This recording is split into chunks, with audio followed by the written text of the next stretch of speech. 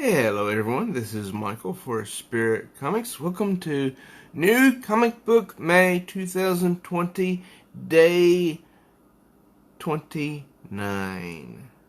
That's right. If you don't know what that is, hold on and I'll explain it to you right after this. Hey, if you're new here, please do subscribe and click the notification bell so you do not miss any new uploads. Also, please do give this video a thumbs up and share it around so other people can enjoy it as well. Don't forget to comment because that does help. Alright, now I would like to mention that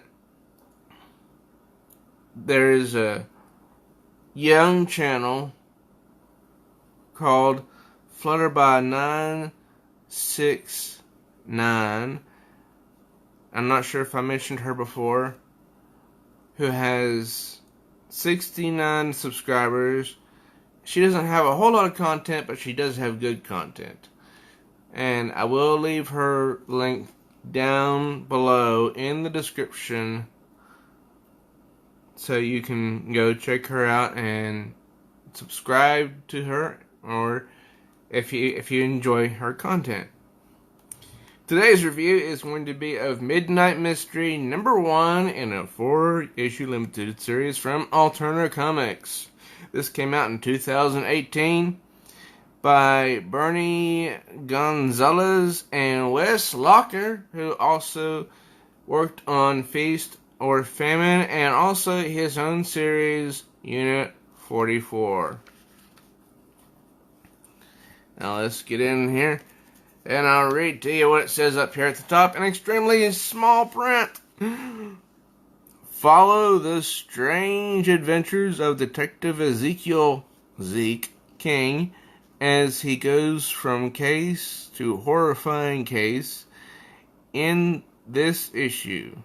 King's latest case goes from freaky to fatal when he's hired to find the lost son of a deceased horror host. Alterna Comics presents Midnight Mystery. Alright, now, when I first read this, it was kind of confusing to me because I thought that he was talking to his audience here where the word bubble is, and that he was narrating to the reader here in the yellow boxes. Then I went back a second time and looked at this again, and I figured out this is all one conversation.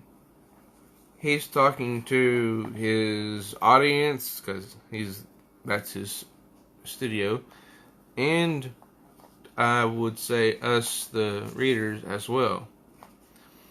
Because he says in this box, so would we stop fearing death? Then he says in this bubble, if it's heaven, maybe, but what if there's a hell? Would you stop yelling at people in traffic and take your vitamins? So these two are linked. This is a continuation. This is a continuation of that statement. And basically what he is, a talk show host, apparently, who does it from his own home. And he's basically asking, what if? Because, I don't know, maybe he doesn't believe in anything.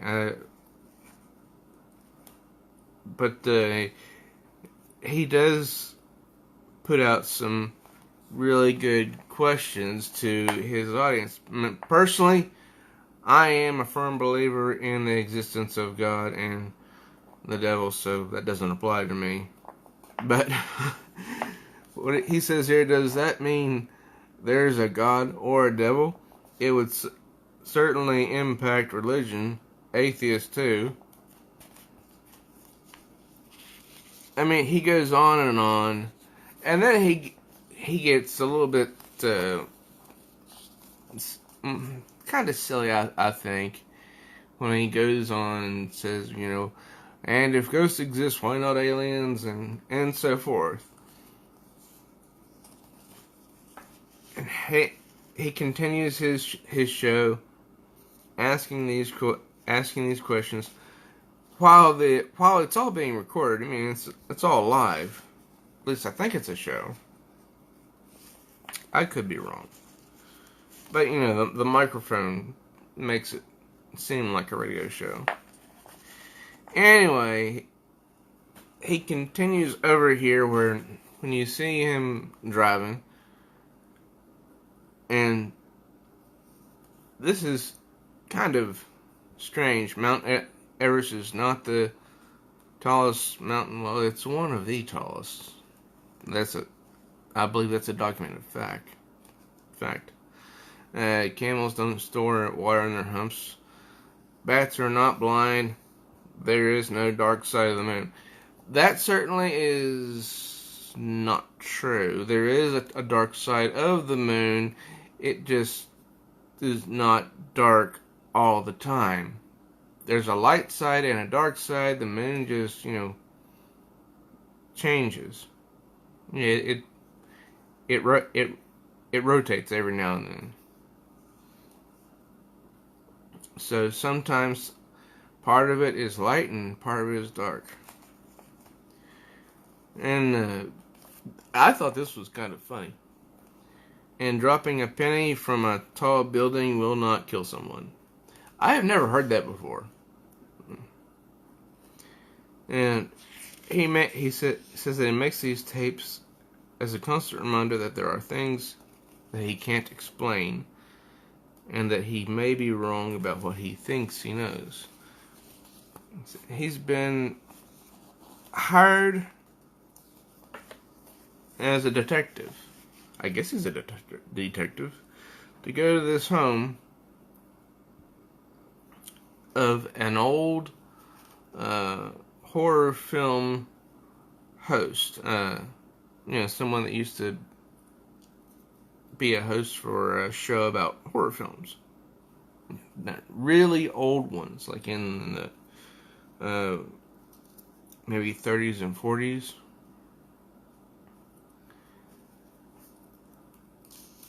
And this is the butler who apparently hired him.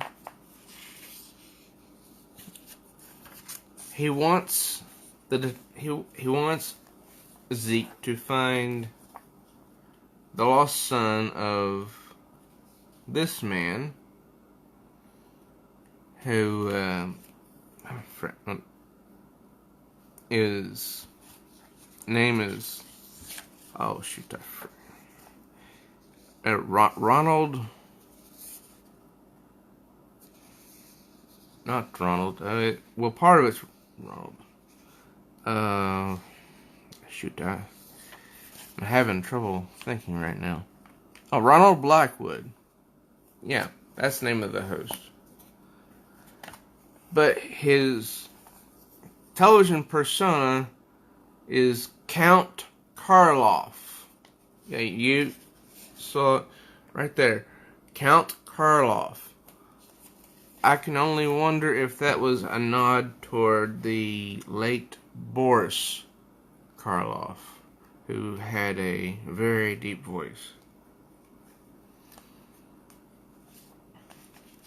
Anyway, the butler says that there should be, someone to carry on the mansion, and there is a son who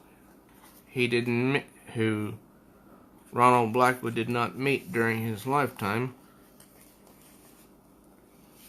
So the detective starts putting together the pieces of where to find this son. Starts asking around, and people either liked him or they didn't, or they never heard about him. And this one remembers some redhead hanging out with him very often. So he goes somewhere, and we're not told exactly where in this story. It looks like a Hall of Records, because then, let me see, a birth certificate, and then old movie, then old TV footage, which I think is, it's kind of funny. And then Ronald Blackwood, or the late Ronald Blackwood, saying, "The Hangman's Daughter," featuring the Madam of Murder, Mindy Masters. Try saying that five times fast. On the next episode of Midnight Theater, hosted by yours truly, Count Karloff. Make sure to hang around or you're likely to lose your head. He finds the son, who's named Conrad Crane. He tells him about it, and he has no love for his dad, whom he never knew. He's not really interested, but the son does agree to go meet with the butler. And for some odd reason, someone is trailing the detective.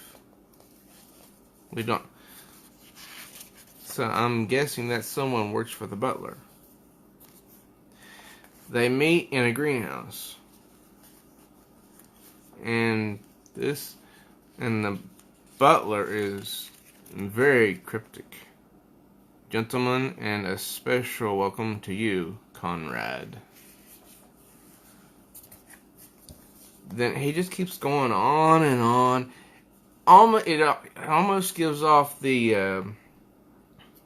vibe like there's a villain monologuing, because villains love to monologue. And then the son says, "I'm not sure what it is you want from me. You say I'm the son of some dead and buried actor. Fair enough, he's 6 feet under. So what's your angle?" The butler says, "Oh no, Mr. Blackwood is neither dead nor buried. He's right here." And all of a sudden, they get,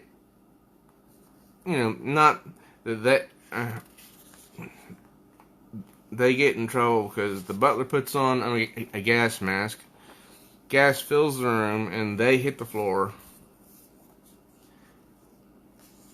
because the butler says, "But tonight's activities require your attendance, voluntarily or otherwise."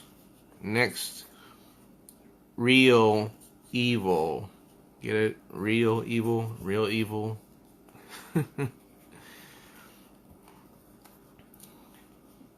Now, I thought this was a very interesting story. It started off kind of a little bit slow, but it built up to not a climax, but to a conclusion of at least this first arc, because we're introduced to the butler and the son and the detective. So it's a good story, and it leaves me wanting to know what comes next, which is in issue 2.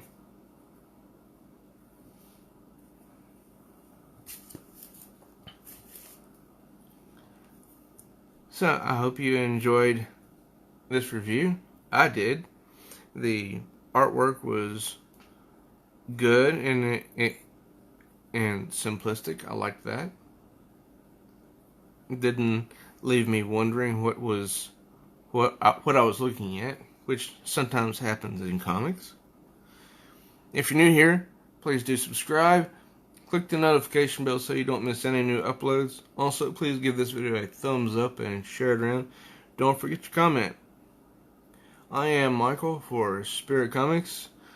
Till next time, true readers, may all your news be good news.